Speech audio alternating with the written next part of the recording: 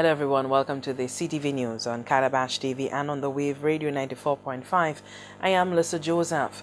Well, the war of words between the Labour administration and the opposition United Workers' Party over the price of fuel intensifies.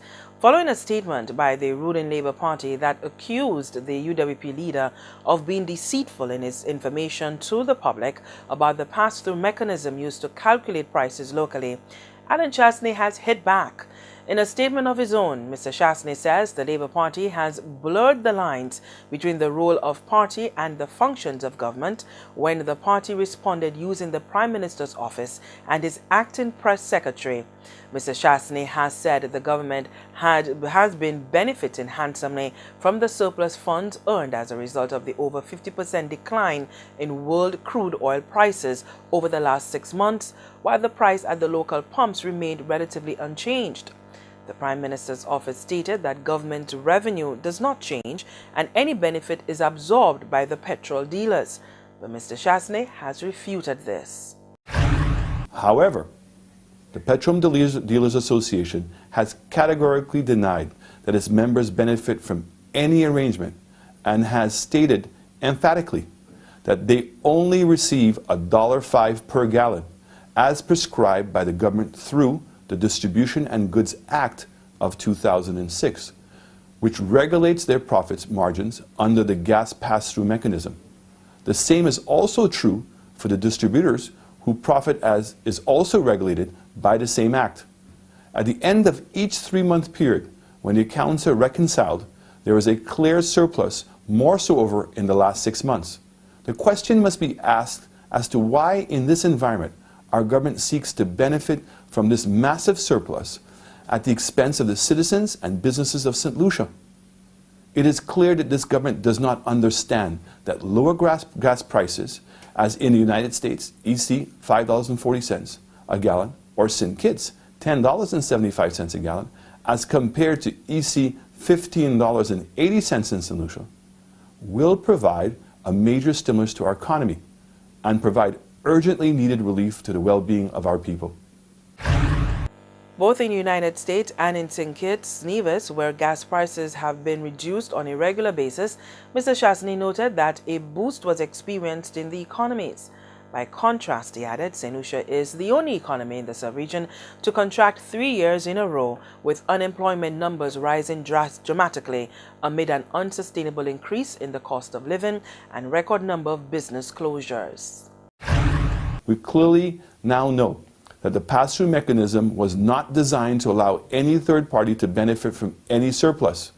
We must ask ourselves the question, why did the government really change the pass-through mechanism, and why have they chosen to not tell the truth? Is it that they did not know they were benefiting from the surplus? Or is it that they were benefiting from the surplus but did not care about the negative impact it was having on the economy and the livelihood of the families? This government continues to destroy our country and to impose unnecessary hardships on all St. Lucians by the imposition of reckless policies and complete mismanagement of our economy. The Prime Minister must now realize the future of our country is in his hands, and at some point he must start doing the right thing. The United Workers' Party calls on him to immediately drop the gas price to $10.75 a gallon, 2, ensure that the bus fares do not increase at the end of this month, and 3, work with LUSEC to urgently address the unchanged cost of electricity, which should have been reduced given the dramatic drop in world oil prices. Meanwhile, the government has taken issue with the leader of the opposition United Workers' Party for his persistent calls on the Prime Minister to resign as the Minister for Finance and Economic Affairs. Chastanet made the call again as he criticized the government for not making the necessary adjustments to have consumers benefit from the drop in world oil prices. Winston Springer Sr. is the government spokesman. The one thing St. Lucians should demand from our politicians is the truth. For once again, United Workers' Party political leader Chastanet has shown by his outlandish statements that he has no respect for the truth, himself, his party, and St. Lucians.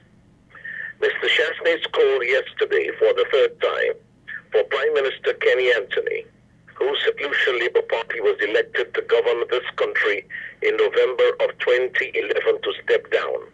An election Mr. Chastanet himself lost to Mr. Harold Dalson, the incumbent for Soufrière.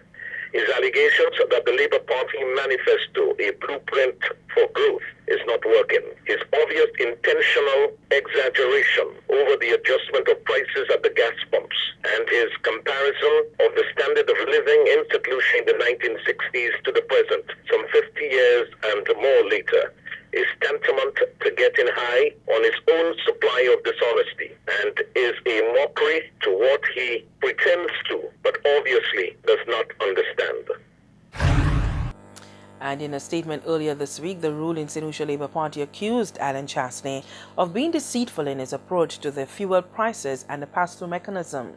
Mr. Chastanet, we the people of St. Lucia have not forgotten, and will never forget, that you are a stranger to the truth, for we were told so by the three justices of the Court of Appeal in their judgment on June 14, 2010, in the well-known Tuxedo Villas affair, that the then United Workers' Party Cabinet of Ministers had acted in bad faith, and that you, Alan Chastanet, in particular, was an unreliable witness. The truth, Mr. Chastanet, appears to be an extremely difficult pill for the hierarchy of the United Workers' Party to swallow. Government spokesman Winston Springer Sr. there.